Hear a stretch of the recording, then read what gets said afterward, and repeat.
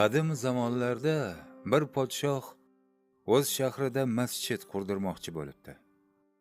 U masjidni qurishda hech kim na biror moli va na biror boshqa narsa bilan yordam bermasligini qattiq tayinlabdi. Chunki u masjidni biror bir yordamsiz faqat o'zining molidan qurdirmoqchi ekan. Shunday qilib masjid qurilishi ham boshlanibdi. Qurilish yakunlanganidan so'ng podshoh masjid tepasiga naqshinkor harflar bilan o'z ismini yozdirib qo'yibdi. O'sha kechasi podshoh bir tush ko'ribdi. Tushida samodan bir farishta tushib, masjidda yozilgan nomni o'chirib, o'rniga bir ayolni nomini yozib qo'yibdi.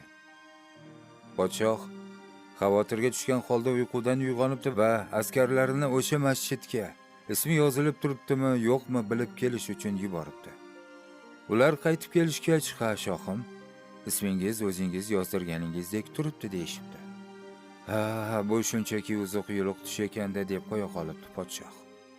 Ikkinchi kechada ham podshoh aynan shu tushni ko'ribdi. Samodan bir farishta tushib, masjidda yozilgan podshohning nomini o'chirib, bir ayolning ismini yozib qo'yibdi. Tongda shoh uyqudan uyg'ongach, ayollarini masjid peshtoqidagi yozilgan ism joyidami yoki yo'qligini aniq bilib kelishlarini ta'kidlab, yana jo'natibdi. Bular qaytib kelishgach, ismi hali ham yozilib turganini aytishibdi. Podshoh ham taajjublanibdi, ham jahli chiqibdi. Uchinchi kechada ham aynan shu tush takrorlanibdi. Podshoh uyqudan uyg'ongach, farishta ismini yozgan ayolni ismini eslab qolibdi. So'ngra uni topib kelishni buyuribdi. Uning oldiga qari bir munkillab qolgan ayolni olib kelishibdi. Podshoh undan masjid qurilishida biror yordam berganmiding deb so'rabdi.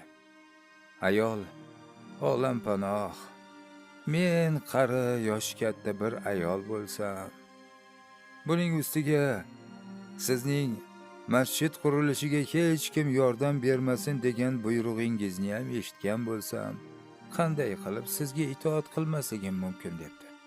"Ey ojiza, Allohning nomi bilan so'rayman. Masjid qurilishiga aloqador qanday ish qilganding?" deb so'rabdi yana podshoh.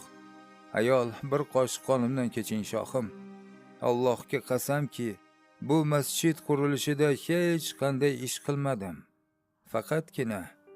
Faqatgina qurilish bo'layotgan paytda masjid yonidan o'tayotgan edim.